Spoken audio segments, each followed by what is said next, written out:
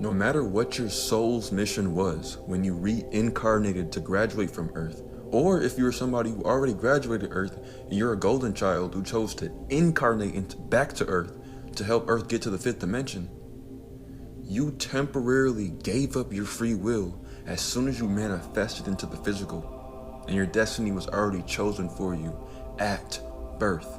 And here's why. Free will belongs to the soul, and your soul exists on the highest plane of existence. But while you're on Earth, you are bound to the destiny that your soul carved out for you while it was still in that high plane of existence. And even though it's impossible to veer off of the path that your soul carved out for you at birth, if you don't walk that path, you won't get to the destination.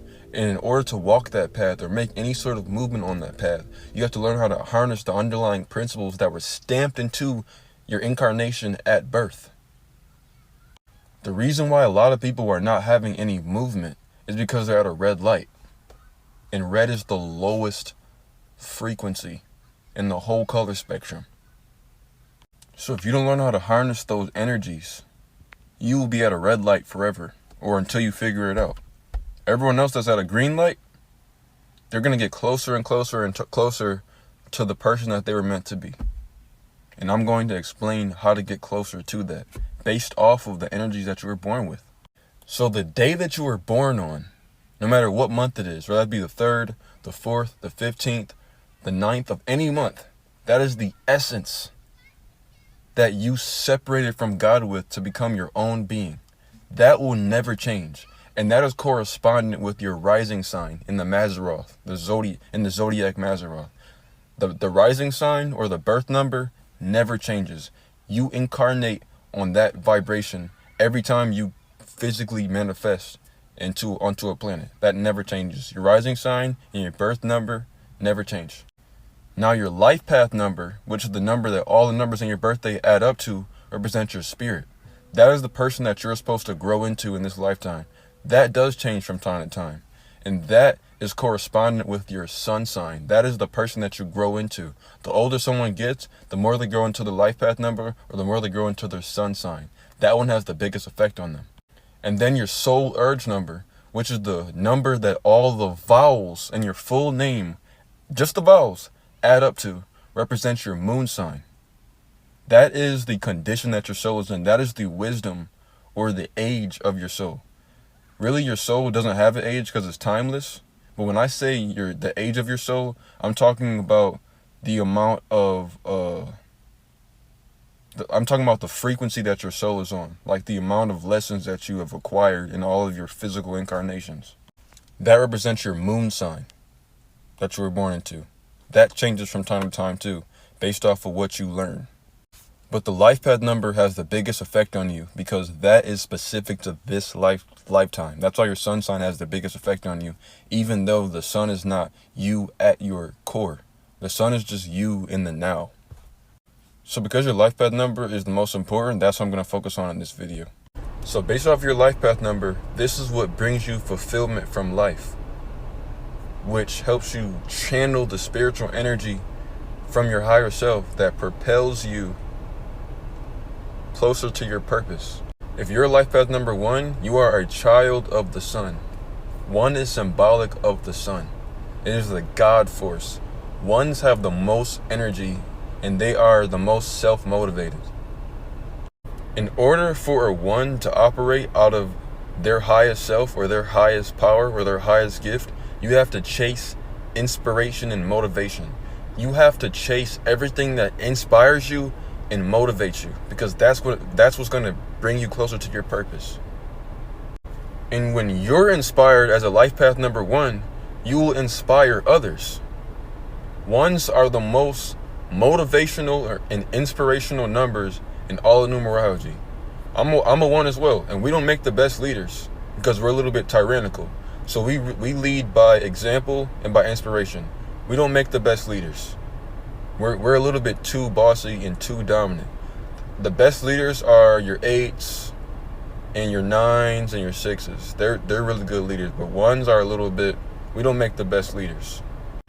2 is the number of the moon. Y'all are very emotionally intelligent, and y'all have the strongest intuition next to the 7. 2s need to work on their intuition, and they need to trust their emotions. Don't suppress your emotions as a 2.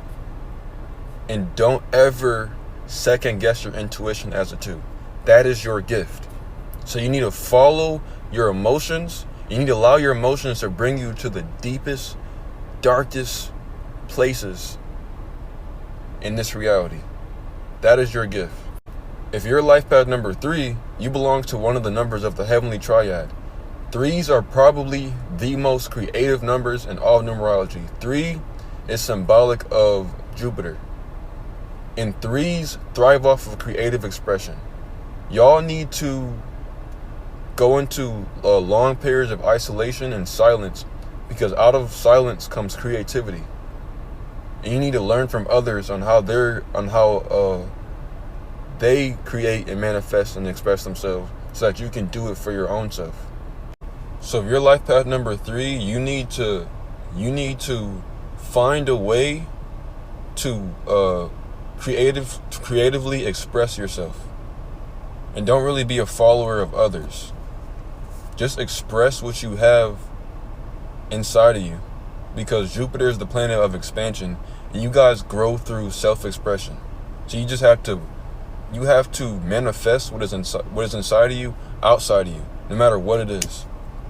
And eventually, the more you express yourself outwardly, the more you'll grow in spiritual wisdom, and the more you'll be able to utilize your gift. 3s are great at creative expression, and they're also great teachers, because 33 is the master teacher.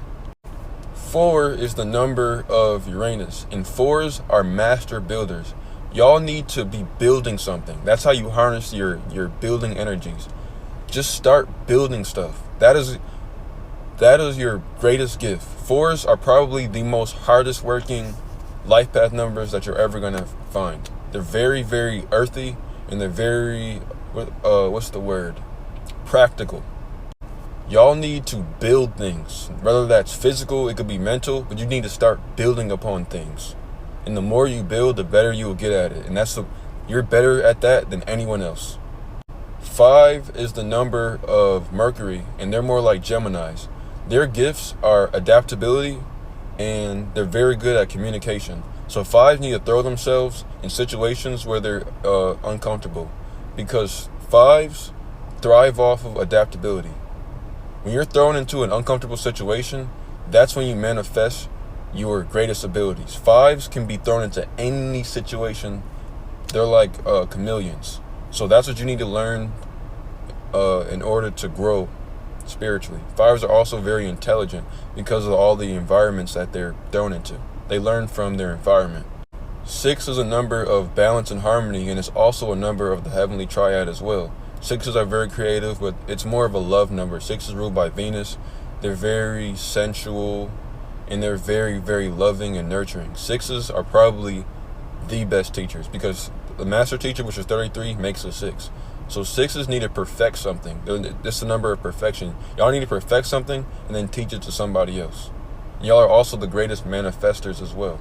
So as a life path number 6, you need to practice creating balance in any aspect of life. And the more you do that, the more you channel and harness your spiritual energies.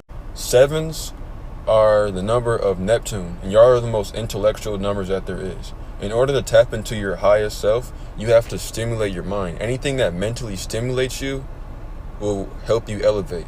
7s are very, very mental numbers, so y'all need to go in a lot of isolation as well, because a lot of research is done by yourself. 8s are the most philosophical numbers out there, and they're also very good at planning things.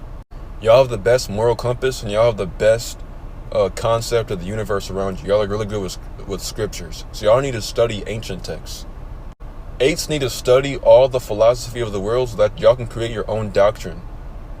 And then teach your doctrine to others around you, because 8s actually are the best leaders, not 1s. 8s are the greatest leaders that are out there.